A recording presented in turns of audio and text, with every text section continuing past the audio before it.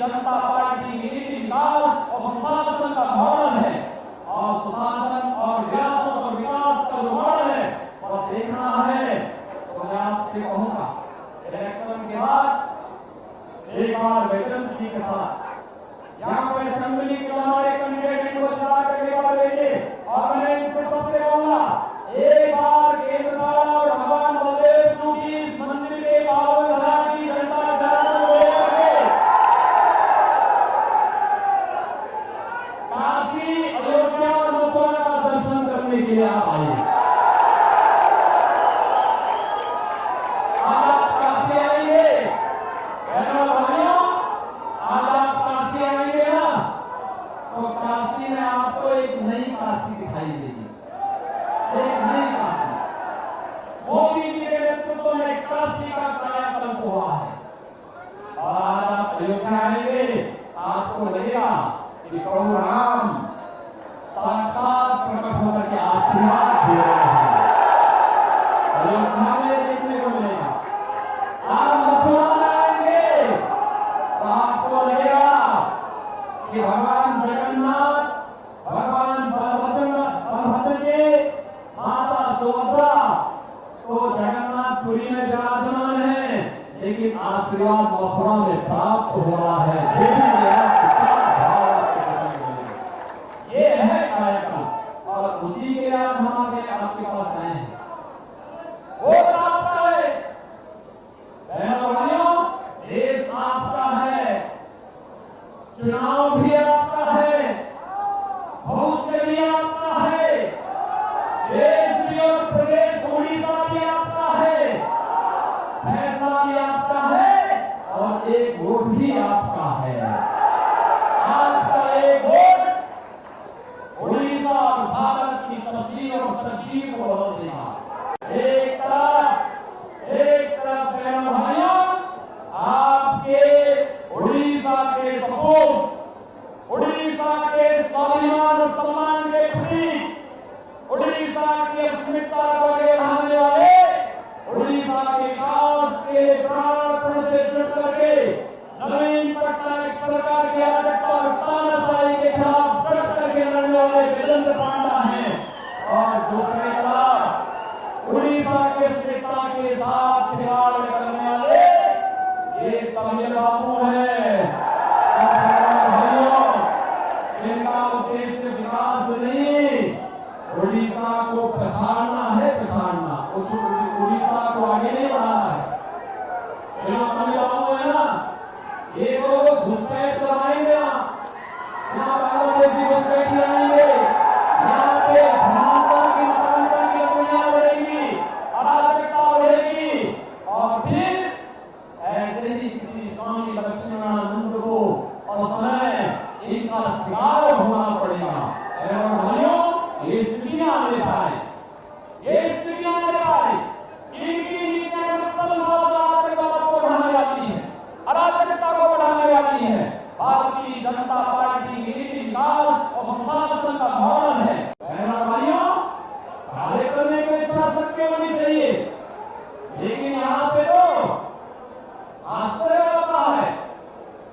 नवीन बाबू पता नहीं इस उम्र में क्या कर रहे हैं, कैसे उड़ीसा की अस्मिता के साथ खिलवाड़ हो रहा है। क्या पर स्वामी लक्ष्मणानंद के हत्यारों को सरकार प्रश्रय देती है, पुष्टिकरण की हत्या करती है और आज यहाँ पे जो नौकर साहब भागी है उन लोगों ने लैंड माफिया को, सैन्य माफिया को, कोल माफिया को, माइनिंग माफिया को प्रश्रय दे करके उड़ीसा के युवाओं के हौसले के साथ खिलवाड़ करने का कार्य कर रहे हैं, उड़ीसा के संसाधनों को लुटवाने का काम कर रहे हैं। बहनों भाइयों, यही नहीं, मुझे आश्चर्य होता है, यहाँ पे जो पावर जनरेट होती है उड़ीसा को महंगे दाम पर दी जाती है, लेकिन दूसरे राज्यों को सस्ते दाम पर दी जाती है। क्या अराजकता है? ये अराजकता इसलिए क्योंकि नवीन बाबू इन नौकरशाही के चक्कर में पड़ गए हैं और उनको इन लोगों के बाद इसलिए बहनों भाइयों, आपने इतना लंबा समय नवीन पटनायक जी को दिया है, लेकिन इससे उड़ीसा विकास नहीं कर पाया। बहनों भाइयों, आज आप यूपी को देखिए। यूपी 2017 के पहले इसी प्रकार के माफियाओं के सिकंदे में था। कहीं लैंड माफिया था, कहीं पर कैपिटल माफिया था, कहीं पर माइनिंग माफिया था, कहीं सैंड माफिया था। आज यूपी के अंदर सभी माफिया को हमने उल्टा टांग करके उनके माफिया ने जितनी संपत्ति अर्जित की थी, उस संपत्ति को हमने सरकार के कब्जे में लेकर के गरीबों के आवास बनाने का काम, महिलाओं को नया संरक्षण का काम, कहीं पे चिकित्सालय, कहीं पे विद्यालय, ये बनाने का काम किए हैं। और हमने देखा कि बेटी और व्यापारी की सुरक्षा के माफिया खतरा बना है, तो फिर बुलडोजर का बेहतर इस्तेमाल करके उसको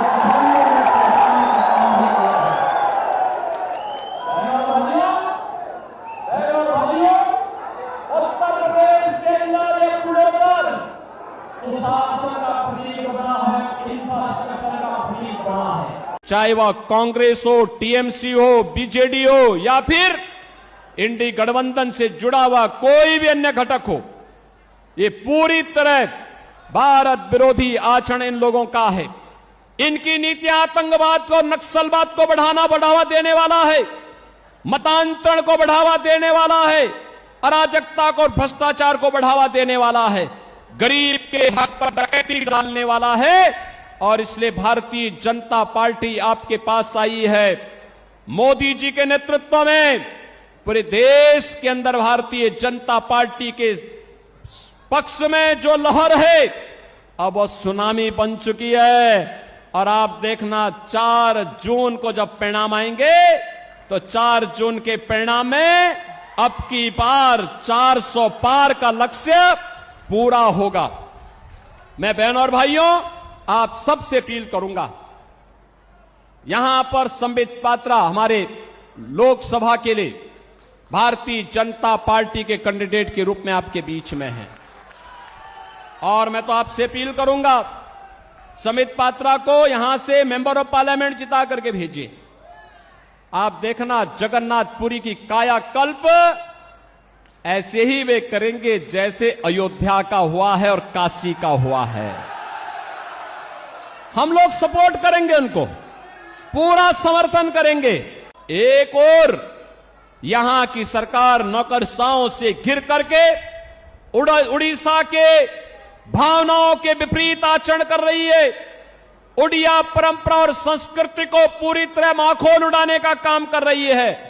उड़िया परंपरा को पूरी तरह अपमानित करने का काम कर रही है। और दूसरी ओर देश के अंदर इंडी गठबंधन है, वे सब क्या करने जा रहे हैं, उनके द्वारा जिस प्रकार का कार्य किया जा रहा है। और मैं तो आज धन्यवाद देना चाहूंगा कोलकाता हाई कोर्ट को, जिसने टीएमसी की सरकार के द्वारा 2010 से लेकर के लगातार मुस्लिमों को ओबीसी की जातियों में जबरन शामिल करके उन्हें ओबीसी के आरक्षण में घुसपैठ करने का एक षड्यंत्र किया था। कोलकाता हाई कोर्ट ने एक महत्वपूर्ण फैसले में टीएमसी के सरकार के इन सभी फैसलों को पलट के कहा कि नहीं, भारत के अंदर धर्म के आधार पर आरक्षण नहीं हो सकता। आरक्षण पर बाबा साहब भीमराव अंबेडकर का जो मंतव्य है वो अंतिम मंतव्य है। हमें उसका संविधान की उन भावनाओं का पालन करना चाहिए। बहनों और भाइयों, धार्मिक आधार पर आरक्षण यह भारत की संविधान की मूल भावनाओं के विपरीत है। अनुसूचित जाति, जनजाति और पिछड़ी जाति के लोगों को ही आरक्षण का लाभ मिलना चाहिए और वह भी भारतीय मूल के होने चाहिए। लेकिन ये कांग्रेस हो, टीएमसी हो, बीजेडी हो, ये जितने भी दल हैं, ये तुष्टीकरण की पराकाष्ठा पे चढ़ करके कभी स्वामी लक्ष्मणानंद जी के हत्यारों को संरक्षण देने का काम करते हैं, कहीं पर ये लोग अनुसूचित जाति, जनजाति और पिछड़ी जाति के आरक्षण के अधिकारों पर घुसपैठ करना चाहते हैं। इनके मैनिफेस्टो को अगर आप देखेंगे, आपको भी लगेगा ये मैनिफेस्टो भारत के किसी राष्ट्रीय दल के या किसी दल के हैं। आश्चर्य होता है, ऐसे लगता है जैसे किसी मुस्लिम लीग का मैनिफेस्टो हो। इनके द्वारा लगातार भारत की भावनाओं के विरुद्ध आचरण करने का प्रयास हो रहा है। बहनों और भाइयों, हमारी पुरी तो यहां पर भगवान जगन्नाथ पुरी तो पहले से पुरी है, और यहां पर क्या हुआ, नवीन पटनायक सरकार के संरक्षण में भगवान जगन्नाथ पुरी के मुख्य खजाने की चाबी ही यहां गुम हो गई है। भगवान के खजाने में भी डकैती डाल दे रहे हैं। यानी केवल लैंड माफिया और सैंड माफिया ही नहीं है, अब भगवान के खजाने में भी ये लोग सेंध लगा रहे हैं। और आप आइए थोड़ा अयोध्यापुरी में आप आएंगे, आपको प्रभु राम के समय की अयोध्या, चमकती हुई अयोध्या दिखाई देगी, चमकती हुई अयोध्या दिखाई देगी। आज वहां गुलामी के सारे ढांचे हट गए हैं, अब कोई वहां पर गुलामी की बात नहीं कर सकता है। अब तो अयोध्या में जय श्री राम के ही नारे लगते हैं। क्या नारे लगते हैं? जय श्री राम का। बहनों और भाइयों, जय श्री राम का जो ये नारा है ना, आज ये पूरे देश के अंदर गूंज रहा है। पूरी हम सनातन धर्मावलंबियों के लिए एक पावन नगरी है।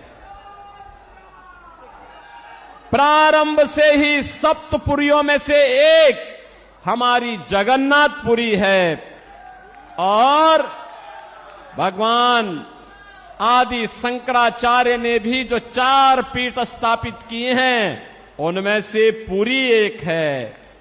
पुरी के बगैर भारत की सनातन परंपरा की कल्पना भी नहीं की जा सकती है। और इसीलिए जब मैं यहां आया हूं तो मां भगवती के श्री चरणों में यही प्रार्थना करने के लिए आया हूं कि आपको भी, हम सबको भी इतनी ताकत दे कि हम लोग डबल इंजन सरकार उड़ीसा के अंदर ला करके लैंड माफिया, सैंड माफिया, यहां के फॉरेस्ट माफिया, यहां के कैटल माफिया, इन सब को भी यूपी के बुलडोजर की तरह यहां पर भी उसका रास्ता बनाने का काम कर सके।